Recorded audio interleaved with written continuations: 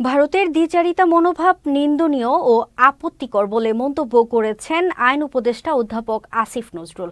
আজ নিজের ফেসবুক পেজের এক পোস্টে তিনি এমন মন্তব্য করেছেন। আসিফ নজরুল তার পোস্টে বলেন, ভারতের নিজের মাটিতে সংখ্যালঘু মুসলিম সম্প্রদায়ের মানুষের উপর অসংখ্য নির্মমতার ঘটনা ঘটে চলেছে। সেটা নিয়ে তাদের সংকোচ বা অনুশোচনা নেই। বাংলাদেশের পরিস্থিতিতে ভারত অযাচিত উদ্বেগ প্রকাশ করছে। বলেন, সম্প্রতি দুর্গাপূজার সময় বাংলাদেশের বিভিন্ন ছাত্র সংগঠন, মাদ্রাসা ও রাজনৈতিক দলের নেতা কর্মীরা সংখ্যালঘুদের নিরাপত্তার জন্য কাজ করেছে। সর্বশেষ চট্টগ্রাম আইনজীবী সাইফুল ইসলামকে নির্মম ও উস্কানিমূলকভাবে হত্যার পরও বাংলাদেশের মুসলমানরা অসীম সংযম ও ধৈর্যের পরিচয় দিয়েছে। এরপরও বাংলাদেশের পরিস্থিতির উপর ভারতের এমন অযাচিত উদ্বেগ নিন্দনীয় ও আপত্তিকর বলে জানান তিনি।